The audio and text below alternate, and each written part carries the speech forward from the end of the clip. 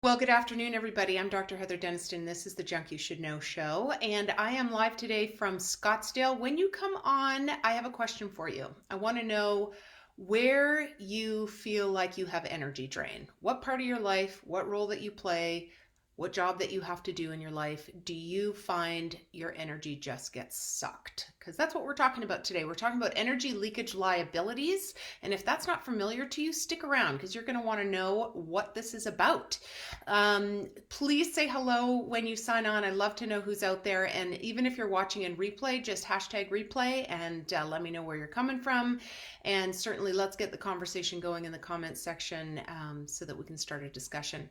So we're starting with energy leakage liabilities. And I break those into two components, brain drain and soul suck. Brain drain and soul suck. So let's start with brain drain. The first thing we need to understand is that our brain operates like a cell phone battery. And so you wake up in the morning, you have a full charge, all the bars that you need, if you slept okay. And then as you go through your day, those bars get eaten away. It's kind of like, how many windows you have open on your phone, how much you're using your phone, how much video you watch, how much all of these different things affect a cell phone battery. We have similar things that affect our brain battery. Hey, Jenny, good to see you. Shelly, oh, great. It's nice to see some people live. Hi, Manuel. And so our cell phone battery, we get that. We see, low bars and it's been being used too much. Our brain is the exact same way. So let me give you an example. If you were to get up in the morning and you were to walk through the kitchen and you saw a plate of brownies on the kitchen table, you'd be like, meh, grab your coffee and off you go. You would have no problem resisting said brownies. Most of you wouldn't. End of the day, you've had dinner, you're exhausted, brownies over on the kitchen counter, suddenly you have no willpower to resist them anymore.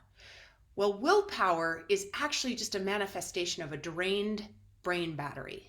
And so that's why a lot of times in the evenings, we have a much harder time resisting or exercising our willpower for whatever things that we put in place that we want to be trying to resist. So that's a good example of brain drain, but there are a lot of things that drain our brain. One of the biggest ones and one of the best written about ones is something called decision fatigue. You either make a decision and move on, or you're in decision fatigue. And what that means is that if you are constantly making decisions over and over and over again, and I'll use an example here in a minute, it sucks that brain battery down. So let me give you an example of somebody who doesn't allow himself to get into the situation. What is his name? Zuckerberg. Ever notice that if you ever Google images of Zuckerberg, not that I'm doing that all the time, but if you ever Google Mark Zuckerberg, you can't tell the difference between the pictures. And the reason is because he's either wearing a blue t-shirt or a blue sweater and blue jeans. He's not doing this because he has no sense of fashion. I don't know if he has a sense of fashion, but he's not doing it because he has no sense of fashion. He's doing it because it's one less decision he needs to make every day. And he does it knowing that he needs his mind share for bigger, more important strategy sessions later in the day. So that's a great example. When we are constantly putting decisions in front of our face because we don't have systems and procedures in our life that are in place to help smooth those out, then we get into decision fatigue. A perfect one for me that I constantly struggle with, keys. Brent does not understand why I don't put my keys in the same place every time, because then there's no decision of trying to where did I put my keys? If you put them in the same place every time, then you don't have to make a decision where to look for your keys because you know where they are. So that's another example of decision fatigue. Decision fatigue is very real. Hi, Bill Larson. I have a question for you later, Bill. Decision fatigue is extremely real and one of the biggest drains. It's like watching YouTube and Netflix on the same time on your phone. Number 2, I want you to keep in mind, before we actually move on from decision fatigue, that our brain knows it needs a break, but it doesn't know what it needs as a break. So what do most of you do when you take a break? You pick up your phone and you start doing that. Well, guess what? Like, share, comment, swipe, those are all decisions. So you're not actually taking a break. You're further draining your brain battery by making rapid fire decisions. So I want you to, there's going to be some homework from today. I don't often do that on the Junk Show, but I am today. I want you to take a look at how you go through your day and where you can streamline some decision-making process so that you preserve and maintain brain battery. Okay. Multitasking.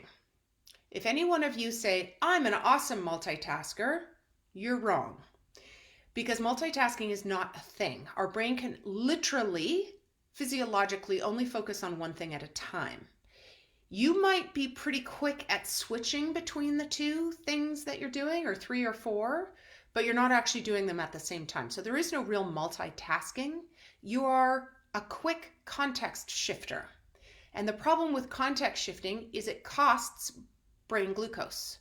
So when you start with one task, it has 100% of your attention and focus.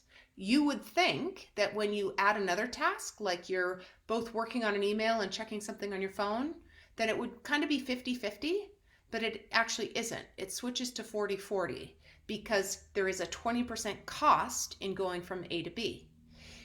Heaven forbid, you're working on an email and you are answering something quickly on your phone and you have a project folder open on your computer as well. You're trying to do three things. It doesn't just drop another percentage, it's logarithmic or amplifying. So three tasks, we're down to just 60% of our productivity availability. This is called context shifting. It's well documented.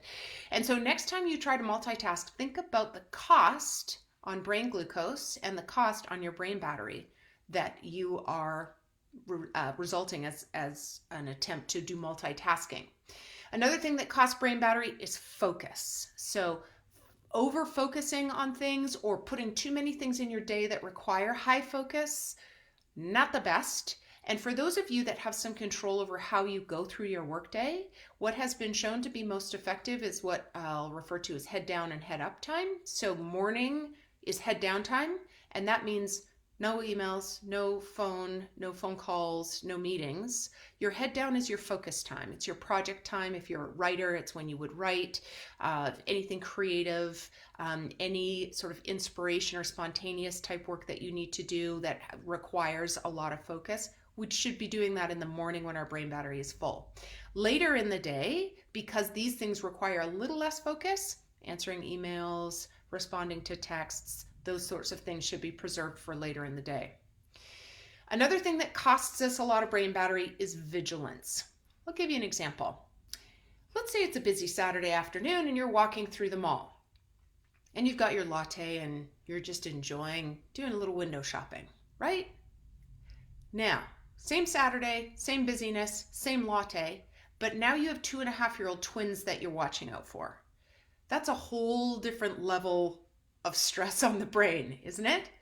So when we are vigilant about something, when we have to have part of our attention paying attention somewhere else, that is very costly as well. So these are all areas that you can be focusing on to go, oh, my energy is getting pulled in all of these different directions. And in many cases, it's being needlessly pulled because there are systems and things that you could be doing to help shift that. And there are also ways we're going to talk about to replenish your brain battery.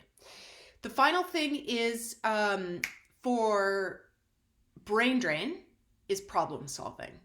So again, our problem solving type things, have you ever noticed that when you go to sleep with a problem and then you wake up often you have a solution? Yes, your brain's working on it while you sleep, but also your brain is restoring. And when it gets to full charge again, it has its best problem solving ability. So again, morning time is great for focus, problem solving, those kinds of tasks. So that is brain drain. That's one aspect of energy leakage. Number 2 is soul sucking. The first one for soul sucking is worrying. How much productivity did any of us ever get from worrying about stuff? Super effective, isn't it? No, it's not effective at all. And so employing techniques to help with worry, and if you have a propensity towards worry, doing growth type things that you can do with yourself to help bring it down a notch, because it's not productive and it sucks your energy. It causes you to spill it all over the place. Bad relationships. This just might be an unresolved conflict, or it might be like a full-fledged I need you out of my life kind of thing, but it can be very costly on our very, very, very important reserve of energy. So be thinking about that as well. Any conflicts that kind of suck your energy from the back of your brain, or any relationships that you need to be letting go of. Over committing, over helping.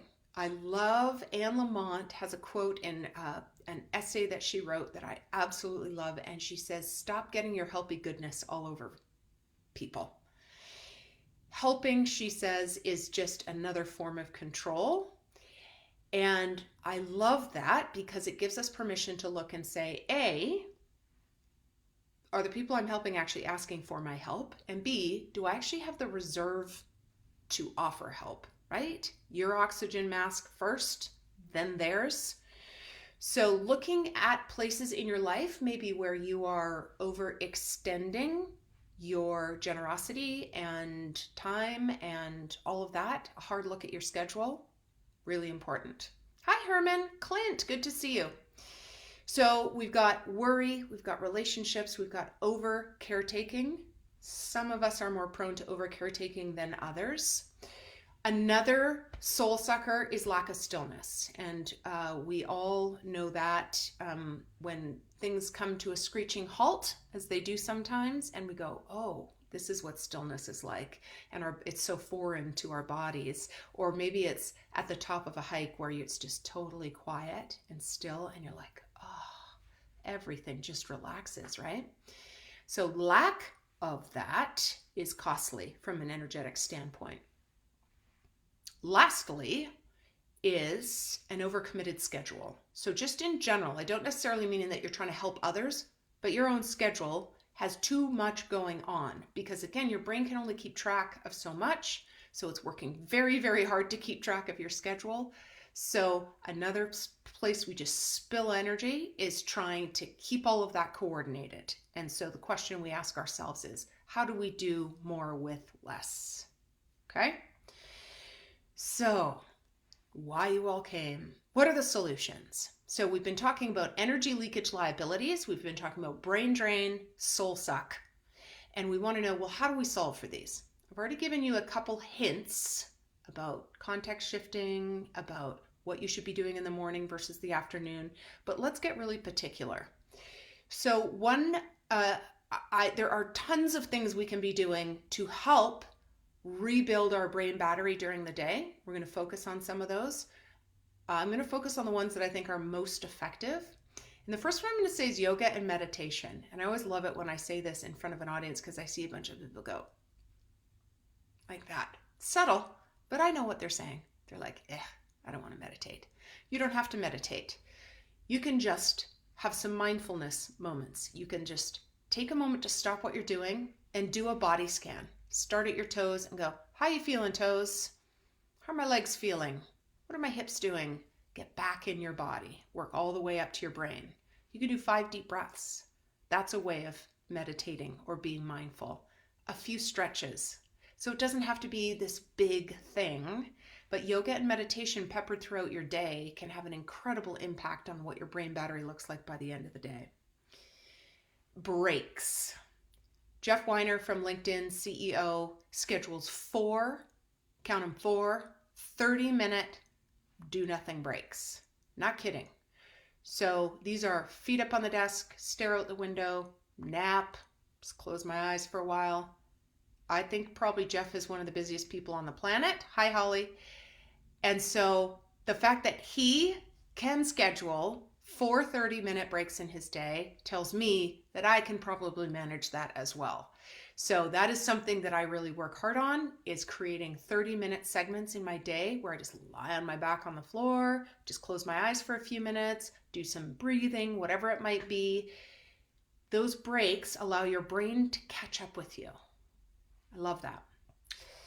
Joy and passion. It is amazing how, well, first of all, joy can't live in the face of anxiety. Anxiety can't live in the face of joy. So you can't be both at the same time. So if you can invest in something that brings a little joy to your heart or that you are passionate about, then anxiety, which is a massive energy leak, cannot exist for the moments that you are enjoying yourself.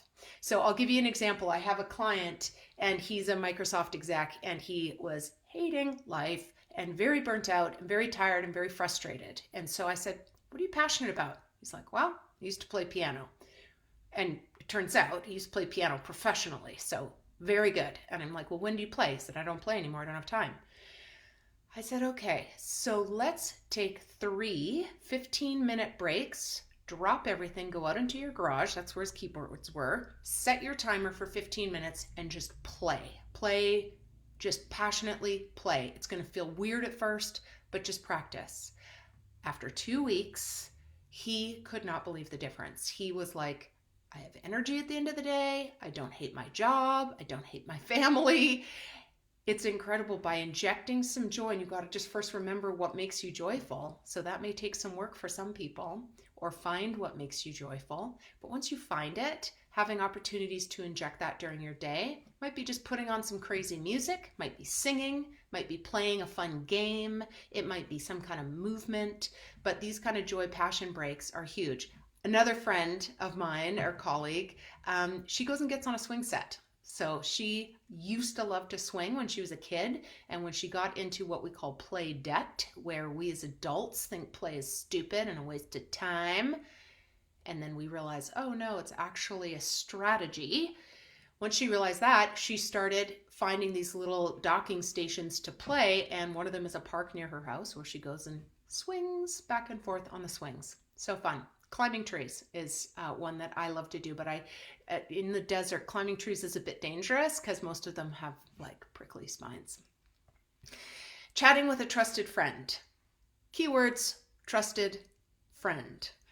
When you are chatting with an acquaintance or a coworker, you may not even realize it, but subconsciously you have walls that you are working to erect so they don't see the real you, or you don't reveal something you don't want to reveal. So it's not brain battery building, it's draining. But if you can get on the phone or see somebody and chat with somebody you completely trust and who you can completely be yourself with, it gives you energy. So there's probably, most of us only have 1 or 2 people on that list, and they're only a phone call away. So during the day, if you can connect with those people, it helps build our brain battery and our energy back up to where we need it. It also helps us protect our boundaries from spilling over energy when we are exhausted. Exercise, obviously, my number one for myself, because movement for me is just, it absolutely turns my brain on. It's like a crank flashlight. If I can get my body moving, that light starts to come on again and shine. And so exercise for me is huge. It could be a walk or it could be something really assertive. It depends on what you respond to. And finally, play. We talked about joy and passion and play, and just want to inject that again as a reminder. Play, play, play. Find out what lights you up. Is it a coloring book? Is it giggling? Is it whatever it is? And I worked with a group on kind of building up play in our lives, and it's kind of awkward at first. We were on a Zoom call and all 9 of us were sort of facing each other video, and she had us do a funny face into the video, and my anxiety went up at first. I was like, this is embarrassing, but once we got used to it, it was amazing how it gave you energy and made you feel lighter, and is a great option for injecting that into your life. So let's do a recap. We're talking about where do we leak energy in our life, and we are a bundle of energy, and we spend it. It's a resource. We spend it, and we choose where we spend it. So it's important that we keep coming back to, we choose. Sometimes it may not feel like a choice. It's always a choice. And you get to also choose when to pull in and when to open up. And this is all about boundary setting, right? And so Energy leakage comes in two forms: brain drain and soul suck. Brain drain looks like decision fatigue, trying to multitask, hypervigilance, problem solving, overscheduling, overextending how helpful you're being. That's brain drain.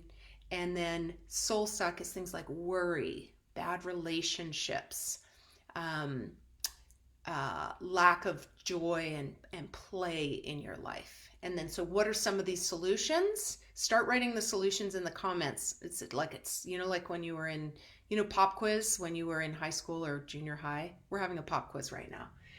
Write in the comments, what are some solutions for energy leakage? How do we help with that? First one was yoga and meditation.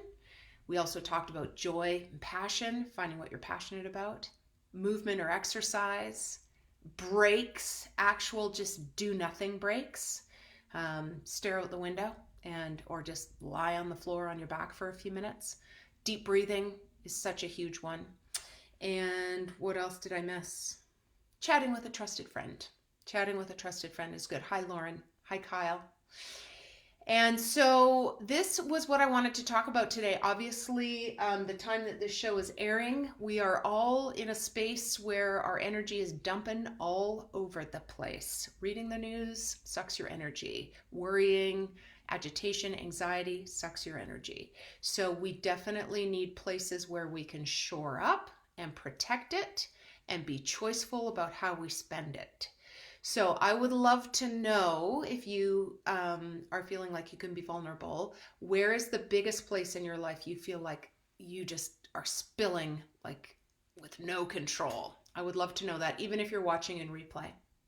So next week we will be back at noon PST, but I want to remind you to be watching the live pops that I'm doing every day with just tiny little tidbits for you to be encouraged and motivated during this time. And I hope all of you are safe and thinking about you. Love you guys, and we will see you next week. Mwah!